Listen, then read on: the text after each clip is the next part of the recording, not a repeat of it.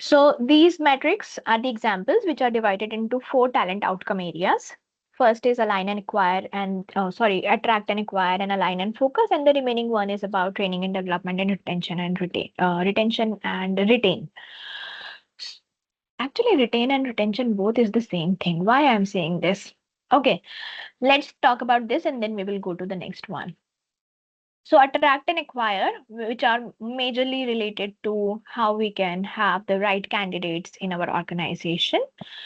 And the prevalent metrics that generally companies are using, for example, time to hire, cost to hire, hiring source effectiveness, offer acceptance rate, offer to joining rate, and diversity ratio. These are something common metrics that people are using. But you can also look at some new metrics which can be related to new hire performance index, new hire failure rate, and cost of position vacancy, diversity hiring, customer impact rules. Okay.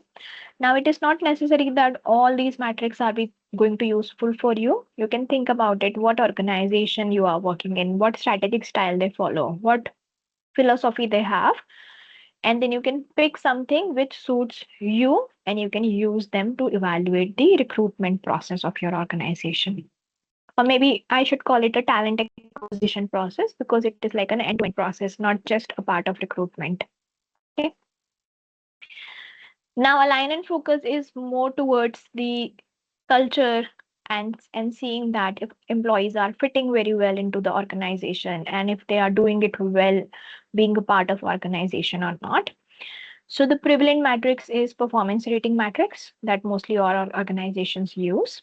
HRFT ratio, we just talked about it, very common metrics. Many people are using it, especially after AI, because now most of the companies are using digital transformation policies and then converting their major processes into AI enabled processes.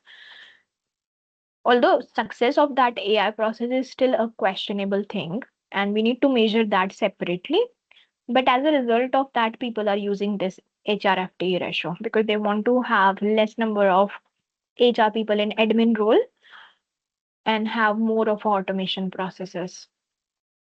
So Good Divya, thing, when but you say HR upon HR to FT means HR CTC of one HR person is to CTC of one equivalent. no, just number of people. Like if you have like 1,000 employees in your organization, how many HR people you have? 20? So Hmm. 20 as to 1,000. Okay. But if you are using automation, you might need 15 HR people now because half of the thing is done by the AI systems or softwares. So now this is going to be 15 as to 1,000. Okay. Okay, so it's not about CTC, it's a direct number count.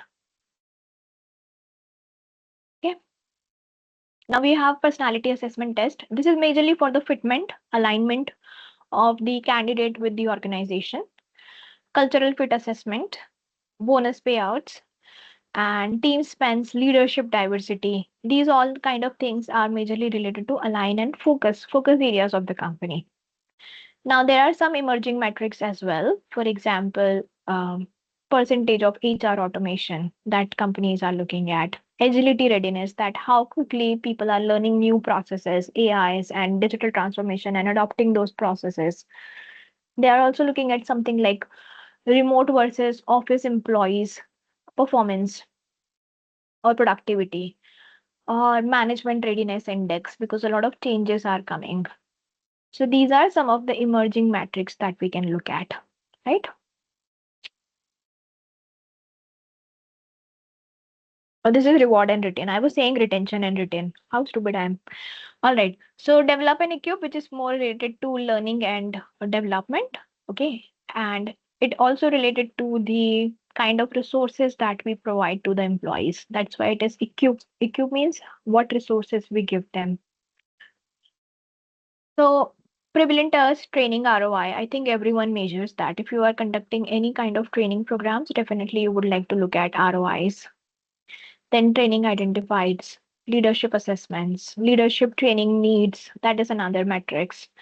High performers identified and manager mobility rate, that how you are identifying high potential people and how you are making them managers.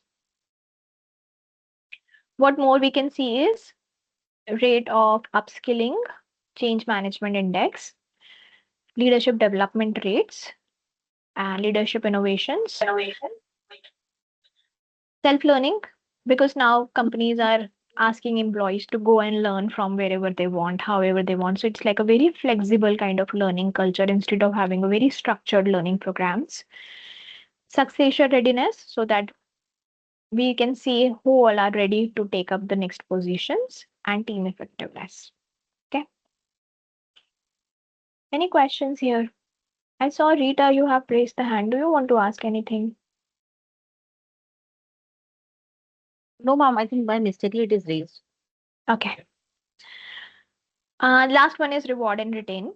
So this is related to how we can actually make people stay and how we can reward them.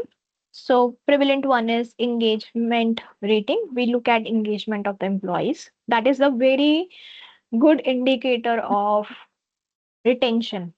If employees are engaged, there is very high chances they will be with us for a very long time. But if they are not engaged, they can just jump out any day without even notifying us in advance. Benefit cost per employees. So because we spend a lot of money on benefits of the employees, so we can see or measure that how much amount we are spending on benefits per employee. That is a good indicator. Internal promotion rates, year on year percentage hike, which is the increments, and attrition rate. These are some metrics which are related to reward and retains.